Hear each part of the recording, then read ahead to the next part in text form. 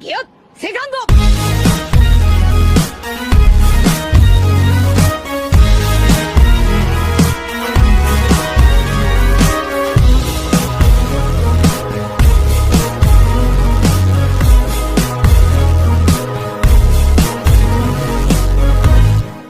तो एपिसोड की स्टार्टिंग में दिखाया जाता है कि वांडा और कैरोट एक जगह पर खड़ी होती है और अब वांडा बोलती है कि आज का दिन कितना ज़्यादा अच्छा है और आज के दिन ही हमारे दोनों किंग्स ने एक साथ हाथ मिलाकर एक साथ काम करने का प्लान बनाया है।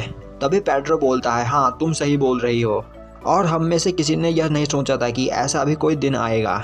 मैंने लोगों से सुना है कि मास्टर कैटविपर और डूके डॉगस्टॉर्म पहले काफ़ी अच्छे दोस्त हुआ करते थे, पर जब वह अपनी लॉन्ग जर्नी से वापस आए तो उनकी हालत काफ़ी ज़्यादा ख़राब थी, यहाँ तक कि वह काफ़ी मुश्किल से ही जिंदा थे।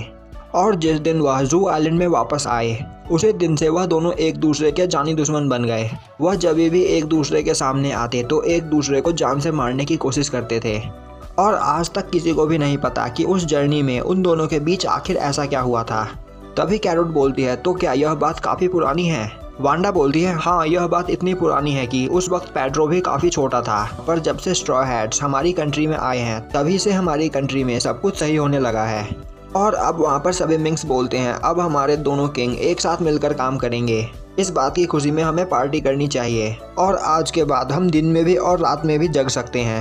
अब सीन शिफ्ट होता है और हमें दिखाया जाता है कि वेल फॉरेस्ट में लूफी बोल रहा होता है, तो हम सभी ने काइडो को हराने के लिए यह एलाइंस बनाई है, पर इससे पहले मेरी एक कंडीशन है। यह सुनकर राइजो बोलता है, यह तुम क्या बोल रहे हो? यह बात तुम्हें एलाइंस बनाने से पहले करनी चाहिए थी। तभी किनेमॉन बोलता है, तो तुम्हारी क्या कंडीशन है लूफी? अब लूफी बोलता है, अभी भी हमारा एक क्रूमेट हमारे साथ नहीं है। अब कैटविपर बोलता है, हाँ सांजी, उसके बारे में तो हम भूल ही गए। तभी डॉगस्टॉर्म बोलता है, सांजी को क्या हुआ? और अब नामी डॉगस्टॉर्म को सभी कुछ बताती है। यह सुनकर डॉगस्टॉर्म बोलता है, यह बात तुमने मुझे पहले क्यों नहीं बताई? तभी कैटविपर बोलता है, उस वक्त तुम सो रहे थे बेवकूफ़। अब किनेमॉन बोलता है, तो इसीलिए इतनी देर से सांजी हमें नहीं दिखाई दिया। अब लूफी बोलता है, मैं बिग मॉम के पास से सांजी को वापस लेकर आऊँगा, तब तक तुम सभी अकेले ही काइडो से फाइट मत करना। और अब यह सुनकर राइजो बोलता है, अगर तुम्हारा यही कंडीशन है तो हम तुम्हारा इंतज़ार करेंगे। अब लूफी बोलता है, हाँ अगर हमारे पास सांजी वापस आ जाए तो वह हमारी काफ़ी ज़्यादा मदद कर सकता है। सांजी अकेला 1000 लोगों के बराबर है। और यह सुनकर जोरो बोलता है, तो फिर मैं 2000 लोगों के बराबर हूँ। अब नामी बोलती है, हाँ हमें यह पता है। तभी डॉगस्टॉर्म बोलता है, मुझे पता है कि तुम सभी लोग काफ़ी ज़्यादा पावरफुल हो, पर तुम्हारा मुकाबला एम्परर बिग मॉम से है। लूफी बोलता है, इसमें कोई बड़ी बात नहीं, और वैसे भी मैं बिग मॉम से फाइट करने नहीं जा रहा हूँ, और तो और लायन विपर मेरी मदद करेगा। और अब हमें दिखाया जाता है कि जैक की शिप तेजी से जू आइलैंड की ओर आगे बढ़ रही होती है और अब वह सभी लोग जू आइलैंड के पास पहुंच जाते हैं। और अब हमें दिखाया जाता है कि उस शिप पर जैक एक जगह पर बैठा होता है, पर तभी एक पायलट आकर उससे बोलता है, जैक सामा हम उस जगह पर पहुंच चुके हैं। जैक बोलता है, तुम्हें मुझे यह बताने की कोई ज़रूरत नहीं, मैं भी यह सब कुछ देख सकता हूँ। वहीं पर जैक ने सीप हेड को गंदी तरीके से मारकर लटका रखा होता है और अब जैक बोलता है, तो तुम जू आइलैंड से ऐसे ही खाली हाथ भाग आए? और मैंने कभी यह नहीं सोचा था कि तुम वापस आकर मुझसे कहोगे कि राइजो वहाँ पर नहीं है। वहीं पर सीप हेड की हालत काफ़ी ज़्यादा ख़राब होती है। अब जैक बोलता है, मिंक्स काफ़ी ज़्यादा ताकतवर होते हैं, और तब क्या होगा जब उनमें से कोई मिंक उस गैस से बच गया होगा और उसके बाद वह मिंक वहाँ पर जख्मी पड़े मिंक्स की मदद करके उन्हें ठीक कर देगा। हम यह खतरा नहीं उठा सकते क्योंकि हम पहले ही देख चुके हैं कि मिंक्स कितने ज़्यादा ताकतवर होते हैं। वहीं पर रमी सोच रही होती है, सीप हेड प्लीज़ जैक सामा को यह मत बताना कि वहाँ पर अभी भी कुछ मिंक्स जिंदा है और कुछ लोगों ने हमें मारकर वहाँ से भगा दिया। अब जैक बोलता है, जब वह सभी लोग जख्मी थे उसी वक्त तुम्हें उन सभी को मार देना चाहिए था, और अब मैं आगे कोई भी खतरा उठाना नहीं चाहता। अब वहाँ पर सभी पायलट्स हंसते हुए बोलते हैं, आप परेशान मत होइए जैक सामा, हम वापस जाकर उन्हें बड़े ही आराम से मार सकते हैं क्योंकि अभी भी वह मिंक्स उन्हीं हालत में पड़े होंगे और इस तरह वह हमारे सामने नहीं टिक पाएंगे। तभी जैक बोलता है, पर इसकी कोई ज़रूरत नहीं क्योंकि अब हम उस विशाल हाथी को ही मार देंगे, जिसके बाद उन मिंक्स को कोई नहीं बचा सकता। और अब यह सुनकर वहाँ पर सभी सोचने लगते हैं, उस हाथी को मार देंगे, पर कैसे? वह तो काफ़ी ज़्यादा बड़ा है। और अब हमें दिखाया जाता है कि लूफी और बाकी सब वहाँ से बाहर आ रहे होते हैं। वहीं वह सभी सेंग्स के बारे में बात कर रहे होते हैं। अब लूफी बोलता है, तो क्या तुम सेंग्स को जानते हो कैटविपर? प्लीज़ मुझे उसके बारे में और भी कुछ बताओ।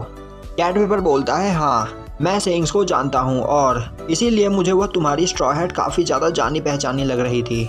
अब लूफी बोलता है, तो डॉगस्टॉर्म, कैट वीपर, तुम सेइंग्स को कैसे जानते हो?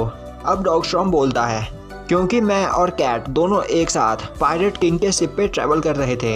यह सुनकर लूफी हैरान हो जाता है और बोलता है, तो क्या तुम पायरेट किंग के क्रूमेट्स हो? डॉगस्टॉर्म बोलता है, क्रूमेट्स नहीं, उसे क्रूमेट्स नहीं कहेंगे, क्योंकि हम ओडिन सामा का पीछा करते हुए वहां तक पहुंचे थे। और तो और जब ओडिन सामा व्हाइट बियर्ड के शिप पर थे तब भी हम उनके साथ ही थे। यह सुनकर वहां पर सभी हैरान हो जाते हैं। डॉगस्टॉर्म बोलता है, और जब ओडिन सामा व्हाइट बियर्ड की शिप से रॉजर की शिप पर गए थे तब भी हम उनके साथ ही थे। और तभी उसाप डॉगस्टॉर्म को रोकता है और अपने बैग में कुछ ढूंढने लगता है। डॉगस्टॉर्म बोलता है, उस टाइम पे हम काफ़ी ज़्यादा यंग थे और उसी वक्त हम वहाँ पर सेइंग्स और बगी से मिले थे। उसाप बोलता है, 1 मिनट रुको, मैंने तुम्हें रुकने के लिए कहा है। और अब उसाप अपने बैग में से एक डायरी निकालता है और अब वह उसमें सब कुछ लिखने लगता है। अब उसाप बोलता है, तो पहले तुम व्हाइट बियर्ड के शिप पर थे और तुम ओडिन के पीछे पीछे व्हाइट बियर्ड के शिप पर गए थे, और उसके बाद जब ओडिन रॉजर के शिप पर चला गया तो तुम लोग भी उसके पीछे पीछे रॉजर के शिप पर चले गए। अब कैट वीपर हंसता हुआ बोलता है, हाँ मुझे आज भी याद है, उस टाइम पे हम कितना ज़्यादा खुश थे। हम सभी हर दिन एक नए एडवेंचर पर निकलते थे और उन एडवेंचर्स में हमें सच में काफ़ी मज़ा आया करता था। और अब उन दिनों को याद करके वहाँ पर डॉगस्टॉर्म और कैट वीपर काफ़ी ज़्यादा खुश होते हैं। और अब लूफी किनेमॉन से बोलता है, तो क्या किनेमॉन तुम भी व्हाइट बियर्ड के शिप पर ट्रैवल कर रहे थे? किनेमॉन बोलता है, नहीं, हम इस पूरे टाइम लैंड ऑफ वानो में ही थे। कांजिरो बोलता है, ओडिन सामा लैंड ऑफ वानो की बाहर की दुनिया देखना चाहते थे और इसीलिए वह व्हाइट बियर्ड की शिप पर गए थे। किनेमॉन बोलता है, जैसा कि हमने तुम्हें पहले भी बताया था, लैंड ऑफ वानो के लोग लैंड ऑफ वानो से बाहर नहीं जा सकते। वहाँ लैंड ऑफ वानो से बाहर जाना एक क्राइम है।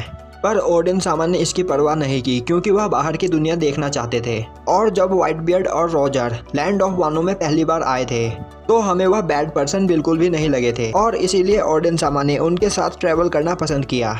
लूफी बोलता है, तो इसका मतलब तुम सभी लोग भी सेइंग्स और रेली को जानते होगे। राइजो बोलता है, हाँ हम उन्हें जानते हैं। और तभी फ्रैंकी आगे आता हुआ कैट वीपर और डॉगस्टॉर्म से बोलता है, तो तुम लोग रॉजर के शिप पे थे, तो तुम्हें यह बात तो पता ही होगी कि रॉजर की शिप ऑर्ग जैक्सन मेरे मास्टर टॉम ने बनाई थी। और अब यह सुनकर डॉगस्टॉर्म और कैट वीपर काफ़ी ज़्यादा हैरान हो जाते हैं और बोलते हैं, तो क्या तुम टॉम के स्टूडेंट हो? फ्रैंकी बोलता है, हाँ तुम सही बोल रहे हो। और अब ब्रुक आगे आते हुए बोलता है, तो क्या तुम लोग उस शिप के डॉक्टर कॉर्कस को भी जानते हो? पर तभी नामी आगे आते हुए बोलती है, 1 मिनट ब्रुक, पहले मुझे बात करने दो। अब नामी बोलती है, तो तुम लोगों ने हमसे कहा कि 4 पोनिक्लिफ इकट्ठा करने के बाद हमें राफ्टेल की असली लोकेशन पता चल जाएगी। पर मैं अपने लॉग पोस्ट को देखकर काफ़ी ज़्यादा परेशान हूँ, क्योंकि हम अपना नेक्स्ट आइलैंड लॉग पोस्ट के निडल को देखकर ही तय करते हैं। पर इस वक्त यहाँ पर लॉग पोस्ट काम नहीं कर रहा, तो क्या यह हमारे लिए सही है? और अब यह सुनकर वहाँ पर सभी लोग हैरान हो जाते हैं। अब नामी बोलती है, हम जू आइलैंड तक इसीलिए पहुँच पाए क्योंकि लॉ के पास वह वीवर कार्ड था, और यहाँ आकर हमें पता चला कि हमें राफ्टेल तक पहुँचने में यह रोड पोनिक्लिफ मदद करेंगी। पर कॉर्कस ने हमें बताया था कि अगर हम लॉग पोस्ट को फॉलो करें तो हम वन ऑफ द एंड पर पहुँच जाएंगे, और हमने हमेशा से यही सोचा कि वह लास्ट आइलैंड ही राफ्टेल होगा। और तभी कैट वीवर बोलता है, क्या तुमने अभी कॉर्कस कहा? उससे मिले हमें काफ़ी दिन हो चुके हैं, तो आजकल वह कैसा है? तभी लूफी बोलता है, हम उससे 2 साल पहले मिले थे और वह अभी काफ़ी अच्छे हैं। कैट वीपर बोलता है, कॉर्कस हमारे शिप का डॉक्टर था और वह उस टाइम पे किसी पायरेट क्रू को ढूंढ रहा था। और तभी ब्रुक आगे आता हुआ बोलता है, वह मेरे क्रू को ढूंढ रहा था जो काफ़ी पहले ही मर चुकी है। और यह सुनकर कैट वीपर काफ़ी ज़्यादा डर जाता है। तभी नामी बोलती है, बेवकूफ़, मैं यहाँ पर एक इम्पॉर्टेंट बात कर रही हूँ। डॉगस्टॉर्म बोलता है, मुझे पता है कि तुम क्या जानना चाहती हो। तुम यह जानना चाहती हो कि यह लॉग पोस्ट तुम्हें कहाँ पर लेकर जाएंगी। पर तुम्हें परेशान होने की कोई ज़रूरत नहीं। तुम इन तीनों में से चाहे किसी भी नीडल को फॉलो करो, तुम एक ही डायरेक्शन में पहुँचोगे। और अब यह सुनकर वहाँ पर सभी लोग काफ़ी ज़्यादा हैरान हो जाते हैं। डॉगस्टॉर्म बोलता है, मुझे पता है कि तुम अपना आधा रास्ता पहले ही पार कर चुके हो। मुझे पता है कि तुम लोगों ने अपनी journey end of the route ढूंढने के लिए स्टार्ट करी थी, और रोड पोनिक्लिफ के बारे में जानने के बाद तुम अभी काफ़ी कंफ्यूज हो चुके हो। पर राफ्टेल एक हिडन आइलैंड है और तुम्हें उसे ढूंढने के लिए रोड पोनिक्लिफ की ज़रूरत पड़ेगी। तुम एक सही रास्ते पर चल रहे हो, पर इस रास्ते में तुम्हें रोड पोनिक्लिफ की मदद लेनी ही होगी। और रॉजर को वहाँ पर पहुँचने के लिए वह सभी कुछ दोबारा स्टार्ट से करना पड़ा था, जो वह पहले ही कर चुका था। और कॉर्कस पायरेट किंग के क्रूमेट्स में से एक था और उसे इन सब के बारे में सब कुछ पता है और उसने तुम्हें लॉग पोस्ट के बारे में सब कुछ सही बताया है। और अब तुम सभी लोग beyond the end of the route तक पहुंच चुके हो। और अब यह सुनकर नामी सोचती है तो हम beyond the end of the route तक पहुंच चुके हैं, तो अब हमें राफ्टेल तक पहुंचने के लिए उन चारों रोड पोनीक्लिफ को इकट्ठा करना होगा। और अब यह सुनकर नामी काफ़ी ज़्यादा खुश होती है और बोलती है तो इसका मतलब हम किसी गलत रास्ते पर नहीं जा रहे हैं, हम सभी बिल्कुल सही रास्ते पर है। कॉर्कस ने हमसे कहा था कि लॉग पोस्ट हमें राफ्टेल तक पहुंचाएगा, तो उसका मतलब beyond the end of the route था। अब डॉगस्टॉर्म बोलता है नामी तुम एक काफ़ी अच्छी नेविगेटर हो। और अब वहाँ पर लूफी, उसाप और चॉपर नामी की तारीफ करने लगते हैं। लूफी बोलता है तुमने हमारे नेविगेटर को क्या समझा था, हमारी नेविगेटर वर्ल्ड की बेस्ट नेविगेटर है। वहीं यह बोलते हुए लूफी नामी की पीठ थपथपा रहा होता है और अब इससे नामी गुस्सा होकर बोलती है तुम्हारी मुझे मारने की हिम्मत कैसे हुई। और अब नामी लूफी को वहाँ पर मारने लगती है। यह देखकर डॉगस्टॉर्म और कैटवीवर बोलते हैं तुम सभी लोग काफ़ी अच्छे दोस्त हो और मुझे पता है कि तुम्हें इन एडवेंचर्स में काफ़ी ज़्यादा मज़ा आया होगा। और अब हमें दिखाया जाता है कि वह सभी लोग उस वेल ट्री से नीचे की ओर आ रहे होते हैं। वहीं उसाप बोल रहा होता है मैंने कभी नहीं सोचा था कि मैं एक ही साथ इतने सारे लेजेंड से मिलूंगा। यह सुनकर मोमोनोसुके बोलता है यह तो कुछ भी नहीं, मैं तो रॉजर, व्हाइट बियर्ड और बाकी सबसे एक साथ मिला हुआ हूँ, पर मुझे उनके नाम अच्छे से याद नहीं क्योंकि उस वक्त मैं काफ़ी छोटा था। उसाप बोलता है तो क्या तुम्हें उनके नाम याद नहीं?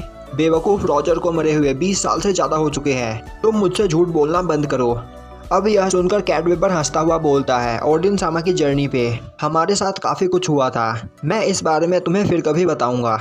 तभी डॉगस्टॉर्म बोलता है पर अभी हमें इस वक्त काइडो से फाइट करने के बारे में सोचना चाहिए, हमें जल्द से जल्द वॉर की तैयारी करनी चाहिए।